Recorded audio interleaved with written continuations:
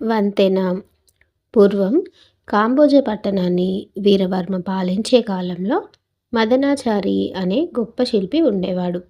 రాజును దర్శనం చేసుకొని తండ్రి వద్ద నేర్చుకున్న విద్యను చూపించినట్లయితే దరిద్రం తొలగిపోతుందని తల్లి పోరుతుండేది.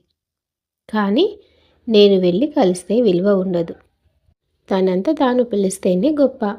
రాజు కబురు చేసేలా చేస్తాను చూడు అని ఉలి, సుత్తి మొదలైన పరికరాలను మూటగట్టుకుని దేశం మీద పడ్డాడు. ఒక్కో గ్రామాన్నే పరిశీలిస్తూ కొన్ని రోజులకు లింగంపల్లికి వెళ్ళాడు. బజార్లో ఒక గొల్లపడుచును కరణం ఇల్లాలు కేకలేస్తోంది. ఆమె బతిమాలుకుంటోంది. ఏమిటి విషయం అని అడిగాడు.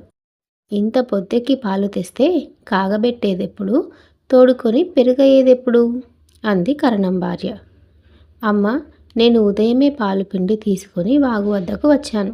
కానీ వాగు ఉధృతంగా వస్తోంది. పడవతను జ్వరంతో ఉండి ఆలస్యంగా లేచి పడవ వేశాడు.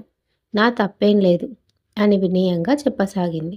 సరిగ్గా తన అవసరం ఇక్కడ ఉందనిపించింది. వాగు మీద వంతెన ఉంటే మీకు ఈ సమస్య ఉండదు కదా.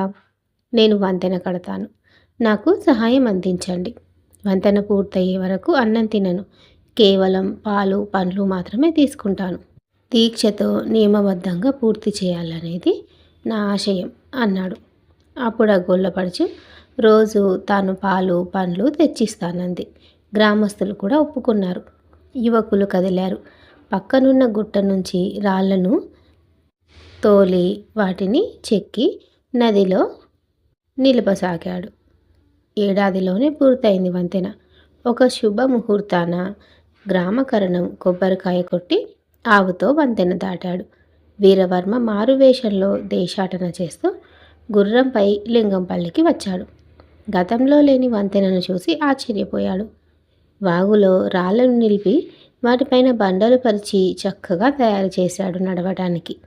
ఎవరి వంతెన కట్టింది? నేను చేయాల్సిన పనిని తానే చేసి మా కళ్ళు తెరిపించాడు. అతన్ని తప్పక సన్మానించాలి.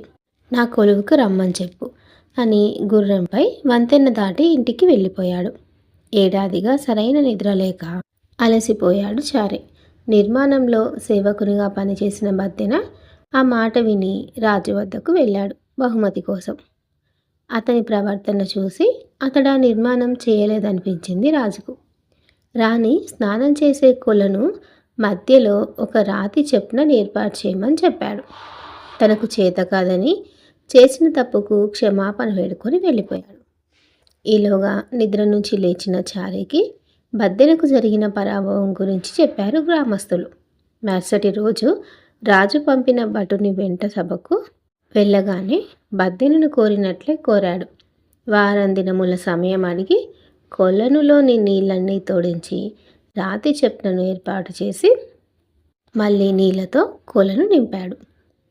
రాజు మెచ్చుకొని 1,00,000 వరహాలు బహుమతిగా అందించి తన ఆస్థానంలో శాశ్వతంగా ఉండాలని కోరాడు. అందుకు ఆనందంగా ఒప్పుకున్నాడు. ఏడాదిగా తనకు పాలు, పండ్లు పంపిన గొల్లపడుచును రాజు ఏర్పాటు చేసిన రథం మీద ఎక్కించుకొని తల్లి వద్దకు వెళ్ళాడు. జరిగిన విషయమంతా చెప్పి ఆ అమ్మాయిని ఇష్టపడ్డాడని చెప్పాడు.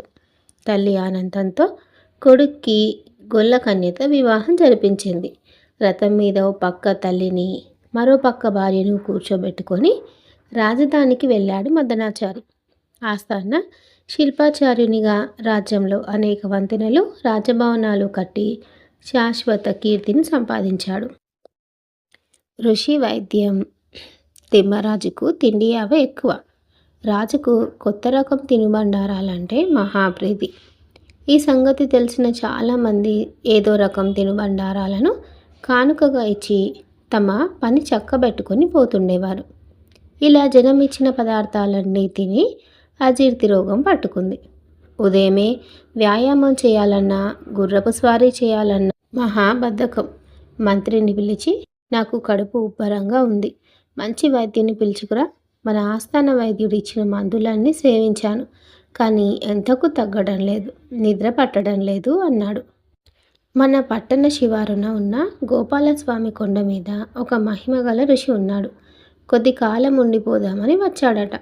మనం వారిని సందర్శిస్తే రోగం తప్పక నయమవుతుంది. ఒకసారి వెళ్ళి వద్దాం రాజా అన్నాడా మంత్రి. దైవభక్తి గల తిమ్మరాజు మంత్రితో సహా కలిసి వెళ్ళటానికి సిద్ధమయ్యాడు.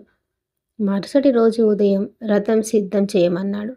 మన్నించండి మహారాజా, ఆ ఋషి వద్దకు కాలినడకనే వెళ్ళాలి.